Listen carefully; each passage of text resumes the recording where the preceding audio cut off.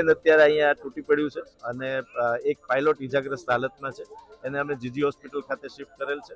જીજી hospital ખાતે આપણી સંપૂર્ણ ડોક્ટર્સની ટીમ સુસજ્જ છે. અત્યારે આપ જોઈ શકો છો એમ ફાયર 108 મેડિકલ ટીમ અને કલેક્ટર ઓફિસ પોલીસની તમામ રેસ્ક્યુ ટીમો ખડે પગે છે. આગ ઉપર સંપૂર્ણપણે કાબુ મેળવી લેવામાં આવી રહ્યો છે અને ખુલ્લા મેદાનમાં એરફોર્સનું પ્લેન છે તૂટી પડ્યું છે અને કોઈ પણ પ્રકારની જાનહાનિ નથી, સિવિલિયન જાનહાનિ એક પણ નથી. બીજા એક પાયલોટ અંગે એરફોર્સ ઓથોરિટી કન્ફર્મ કરે છે કે એમણે ઇજેક્ટ કર્યું છે કે પ્લેનમાં છે એ અંગે હજુ કન્ફર્મેશન એરફોર્સ ઓથોરિટી તરફથી મેળવવામાં આવી રહ્યું છે. જીજી હોસ્પિટલ ટ્રોમા સેન્ટરમાં એક વાયુસેના અધિકારી જામનગરમાં ઘાયલ થતા અહીંયા આવેલા છે. એમને પગમાં ઇન્જુરી છે અને અત્યારે એમની તબિયત સ્ટેબિલાઇઝ કરવામાં આવી છે અને અત્યારે બીજી બધી તપાસો ચાલી રહી છે, સીટી સ્કેન ને એ બધા.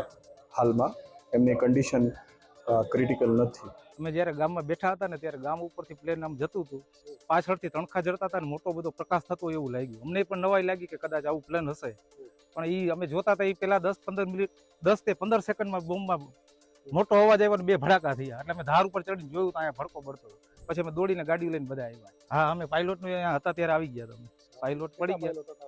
આમાં એકને જ અમે જોયા, એકનું તો બહુ અમને પતો ન મળ્યો. એક હાજા હતા, એના પગ ભાંગેલા હોય એવું લાગ્યું. બચાવ પાણી માંગ રહ્યા હતા. અમારું નાનકડું એવડું ગામ છે, 400 માણસની વસ્તીનું. કદાચ જો પ્લેન ગામ ઉપર પડ્યું તો એટલો નાના ક્ષેત્રફળમાં અમારું ગામ છે ને કે કદાચ આખું ગામ પૂરું થઈ ગયું. આ પાયલોટે પોતાનો જીવ જોખમમાં મૂકી અને સુવરડા ગામનો ચોક્કસપણે બચાવ કર્યો.